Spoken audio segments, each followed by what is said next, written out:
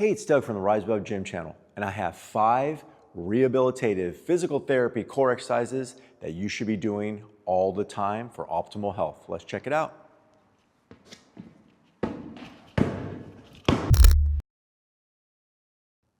All right, so maybe you just finished some physical therapy for low back pain and they determined some of your core muscles were weak and you did your 6-week prescription. You do not want to stop because you'll probably revert back, especially if you go back to sitting as a student or working in an office. We want to maintain these core strength so that way you have a good strong low back and your posture is good and you feel better and able to perform and do what you want to do. Now you should do these exercises at least once a week. You can integrate them before or within your workout, and they're relatively easy to do. Now the core is kind of a broad term. I have 5 here that I like that kind of get the different areas of the core. One of them is not really physical therapy. I didn't see it too much for physical therapy, but I'm gonna explain why I like it later on. The first one's gonna be more of the mobility one. It's gonna be a pelvic tilt. Now the common way we do this is on the floor because there's better feedback. So we'll be on the ground, knees bent, and first of all, I have space in my low back naturally for that curve in the low back. What I want to do is, I'll move my hand so you can see, is pull my belly button down so I don't have space, and I can roll back to neutral and pull my belly button down. Most people don't need to arch a lot to get that space again because we're naturally there. Most people need to pull down, so we want to focus on the pulling down, holding, and then relaxing, holding, and then relaxing. We want to keep everything else still so we're not lifting our hips when we do this, and we want to pull in. Now, if you're very good, you can even do this standing, and it actually saves a lot of time in your workout, and it's a great warm-up. I like to have my hands on my hips, and I'll just tuck underneath and back, tuck underneath. So I'm pulling my belly button up instead of like down into the floor, and I'm tucking everything underneath me. So that one's a good one too from when you're lifting weights sometimes, like say we're pressing overhead, instead of being fully duck backed, I can tuck underneath and stack everything and make sure I'm 1, stable in my low back, and 2, I have that kind of natural pelvic tilt. Who knows, if you do this enough, you might be on Dancing with the Stars one day as well. Exercise number 2, along the same lines as that pelvic tilt, we're going to do a dead bug, which is a stabilization exercise. So we're going to get into that pelvic tilt position. So I'm gonna be on my low back, I'm gonna pull my belly button down, and that's the key. I wanna keep that belly button down. Kind of the gold standard way is tuck in the tailbone, arms up, and I wanna move by extending my leg and extending the opposite arm in a straight line at the same time with a little bit of a hold, and then coming back the same thing, straight line, same time, and then I'll go the other way.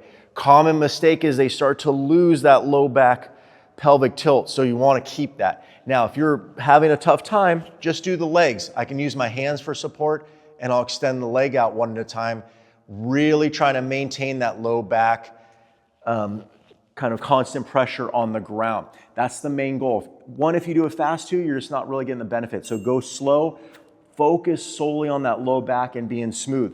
Now, if you're very good at it, and let's say you want to do more of an advanced one down the road, you're doing your PT work, and you're sticking with it, we can do it with the ball.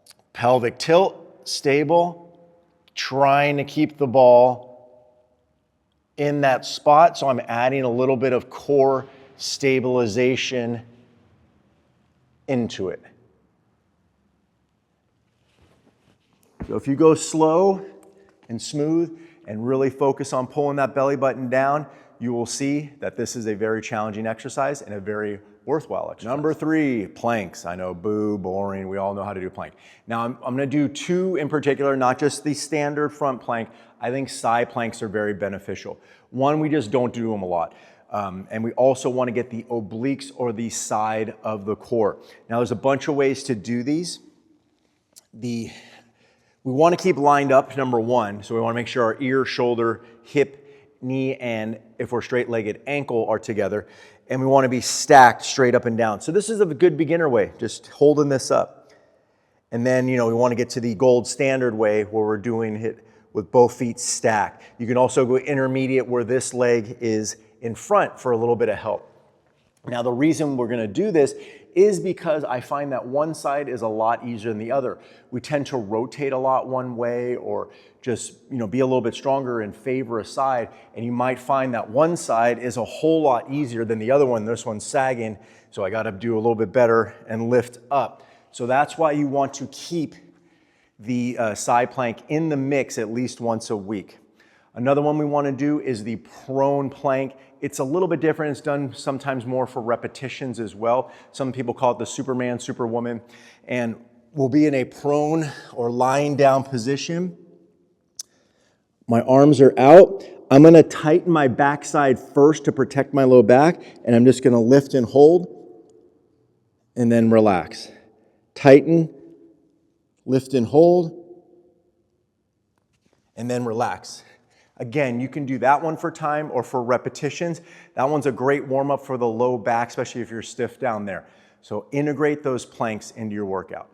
Number 4, a true physical therapy exercise for the core is the Paloff Press, named after, I think, Mr. Paloff, who was a physical therapist.